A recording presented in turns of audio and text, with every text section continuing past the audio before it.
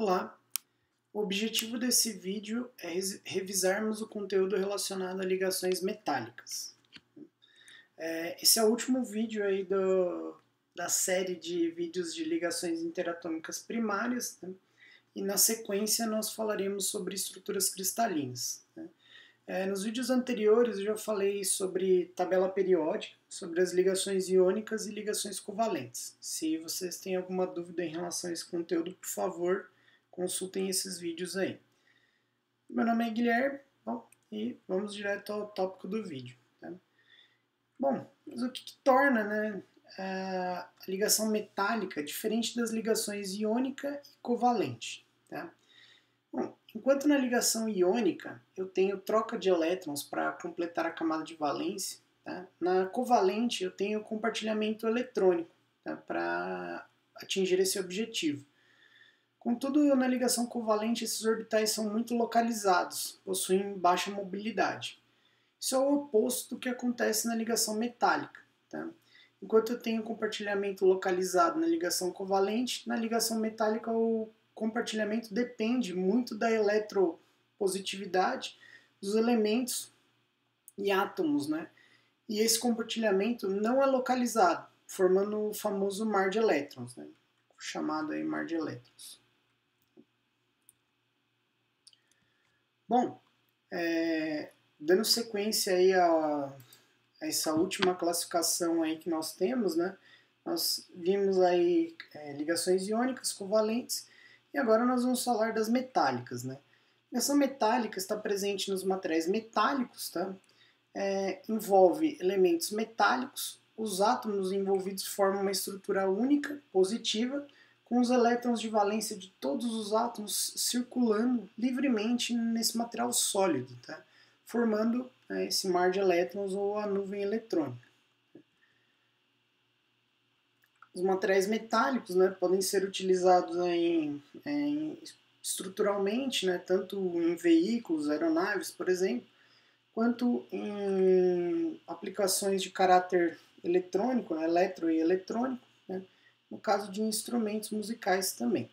Bom, em termos de eletronegatividade, né, as ligações metálicas tendem a ser formadas por átomos com orbitais parcialmente preenchidos, tá, interagindo com outros átomos com uma eletronegatividade semelhante. Os elementos aqui que possuem que apresentam esse tipo de ligação, tá, são os metais alcalinos, né, os alcalinos terrosos, os metais de transição e outros metais, ou os metais de pós-transição. Vou pegar aí como um exemplo o sódio. Tá?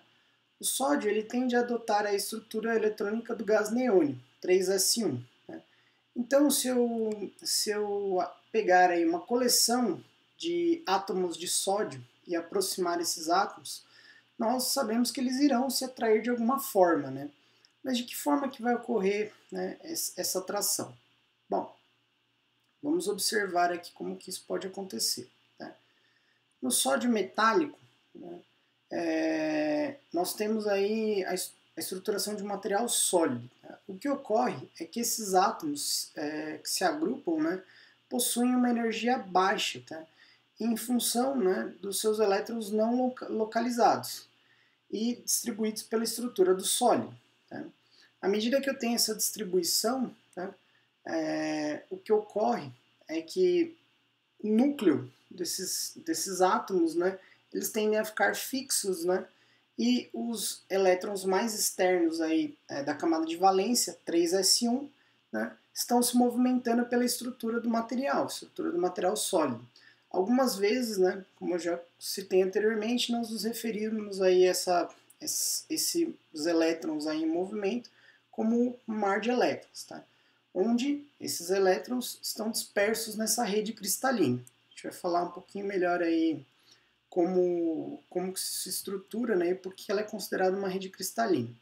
Mas o importante é saber que dessa forma, né, a energia geral do sistema tende a diminuir. Tá? Então, eu tendo, né, a observar esse tipo de ligação em átomos que possuem seus orbitais parcialmente preenchidos e não possuem grande diferença de eletronegatividade. Tá? Se eu pensar num exemplo oposto aqui, pessoal, tá? Em relação a esse tipo de ligação, seria o quê? Se eu adicionasse o oxigênio a esse sistema, tá? Com o sódio, o que vai acontecer com o caráter químico, né? Em termos de ligação para esse sistema? Bom, lembre-se aí que o oxigênio possui alta eletronegatividade, em comparação com o sódio, que possui baixa eletronegatividade. O que isso quer dizer, né? O oxigênio tende, né, a tomar os elétrons não localizados, né, do sódio, né? E o sódio vai doar esses elétrons, né? Bom, mas como nós temos aí essa troca eletrônica, né, ela passa a se tornar uma ligação iônica, né? Eu tenho um sólido iônico, ao invés aí de um sólido metálico, tá? Então, assim, o que nós temos aqui, né, é que nós tendemos a obter ligações metálicas entre átomos com uma eletronegatividade semelhante, tá? E com orbitais aí não localizados. Tá? Dessa forma eu tenho metais puros, né, como ferro puro, níquel puro, cobalto puro, mas eu também posso obter ligas metálicas. Tá? No exemplo à esquerda aqui, pessoal, nós temos uma liga de ferro e níquel. Tá? Essa liga ela pode ser encontrada aí na maioria dos casos, né, na estrutura cúbica de corpo centrado. E à direita eu tenho uma liga aí de de ouro, tá? E cobre, tá? O atributo chave aqui para a formação dessas ligas é que elas devem ter orbitais parcialmente preenchidos eletronicamente, elas devem ser semelhantes em termos de eletronegatividade. Se a eletronegatividade é muito alta, né, para algum dos elementos que compõem aí a liga, nós vamos ter aí um sólido iônico ao invés de um sólido covalente. Tá? E isso aí é o que compõe as ligas. Né? Eu vou mostrar aqui para vocês o raio atômico e a estrutura cristalina para alguns metais, né, para 16 tipos de metais. Tá?